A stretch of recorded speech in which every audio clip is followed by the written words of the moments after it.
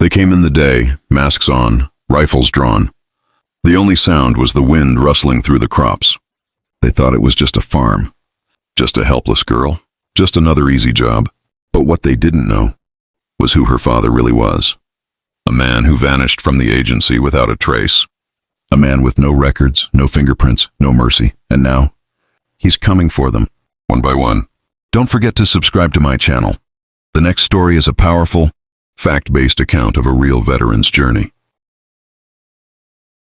The story starts when Lena Garcia was in the middle of picking oranges in the groves when she saw the black SUV roll down the dirt road. It was out of place. Most vehicles in San Juan were old pickups, worn from years of use with rusted frames and faded paint. The SUV, sleek and polished, was a contrast to everything that had ever been on this land. Her father, Marco Garcia, had always been protective of her. He'd warned her about the dangers of the outside world, the criminals, the gangs, the threats from every corner. But he'd also given her the freedom to live her life. She spent her days in the sun, helping on the farm, and dreaming of a world far beyond this sleepy town. Today, however, those dreams would be shattered. Lena barely had time to react before the vehicle skidded to a halt in front of her. Two men jumped out, their faces hidden by bandanas, their eyes cold and calculating. They moved with military precision, their hands swift as they grabbed Lena, pulling her into the back of the SUV before she could scream. She fought, kicking and screaming, but the men were stronger, more trained. They stuffed a rag into her mouth, silencing her protests, and slammed the door shut. The car roared to life, leaving behind the orange grove and the life Lena had always known. Marco Garcia stood at the window of his modest farmhouse, watching the sunset. He was an older man, graying at the temples with hands rough from years of labor. His mind, however, was sharp, constantly working, always aware of the shifting world around him. Marco had lived a simple life on this farm for the past 15 years, ever since he left the world behind. What most people didn't know, what Lena didn't know, was that Marco wasn't just a farmer.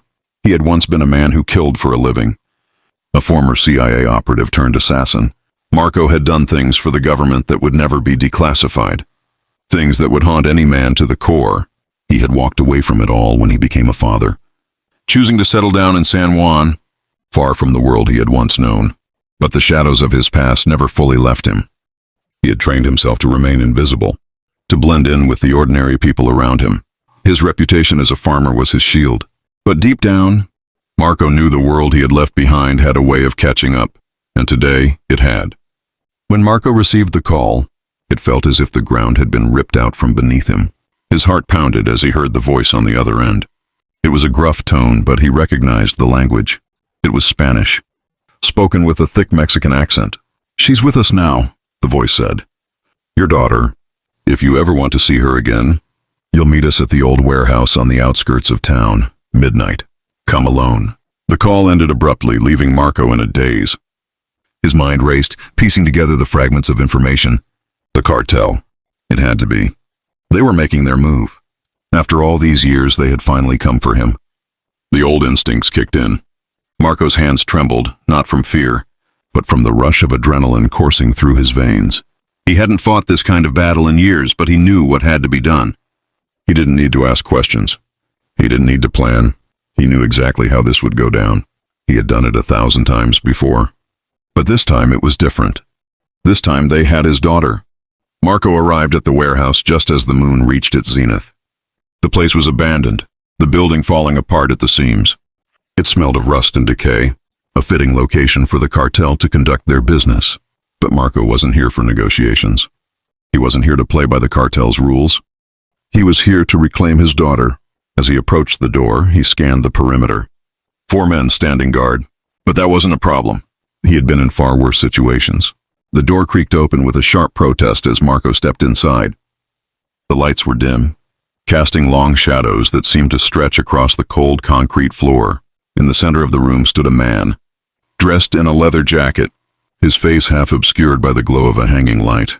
He was the one who had made the call. "Marco Garcia," the man said with a smirk, his voice mocking. "I was hoping you'd show up. I didn't think you'd be so eager." Marco didn't respond. He kept his eyes locked on the man's, every muscle in his body tense, ready to move.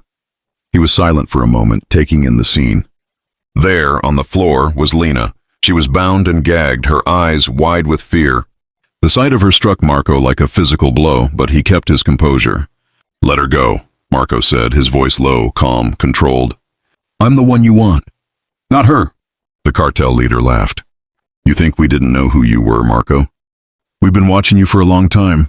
You've been hiding in plain sight, playing farmer, living your little dream. But now it's time for you to pay for the things you've done."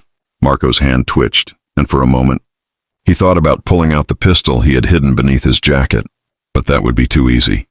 He needed to make them understand who they were dealing with. "You've made a mistake," Marco said, stepping forward, his eyes narrowing. "I'm not who you think I am." The cartel leader's smile faltered for just a second. "And who do you think you are?" Marco's voice dropped to a whisper, but the fight erupted in a blur of motion. Marco moved faster than the men could react, his training kicking in as if it were muscle memory. One by one, he took them down, disarming, incapacitating, and neutralizing. The leader tried to run, but Marco was already on him, grabbing him by the collar and slamming him into a stack of crates. "You think you can threaten my daughter?" Marco snarled, his fist landing with brutal precision. "You're nothing but a pawn. You don't know who you're dealing with." The leader gasped for air, blood trickling from his lip. "You're a monster." Marco's eyes burned with fury, but there was no hesitation in his voice. "I'm your worst nightmare." With a single decisive motion, Marco ended it. The leader's body crumpled to the ground, and Marco stood over him, breathing heavily. He turned to Lena, who had been watching the entire scene, her eyes wide with disbelief. Lena's voice trembled. "Dad, what are you—" Marco walked over and untied her, his hands gentle now, though his heart was still racing. "It's okay, sweetheart. They won't hurt you again." The sun was rising as Marco and Lena stood outside the warehouse, the distant hum of the morning traffic beginning to break the silence. Marco had made sure the remaining cartel members would never be a threat again. No one would ever know what had really happened here. Lena was still processing it all. Her father, the man she thought she knew, had just turned into something unrecognizable. But in that moment, she realized that the man she had always admired, the quiet farmer who had never raised his voice, was far more than he seemed. "What now?" Lena asked, her voice barely a whisper. Marco looked down at his daughter, his expression softening. "Now, we go home." The past was behind them, buried in the dark corners of the warehouse. The future, it was uncertain. But for now, Marco knew one thing. He had done what he had to do. And if anyone ever dared to threaten his family again, they would learn exactly why Marco Garcia had never truly left the shadows.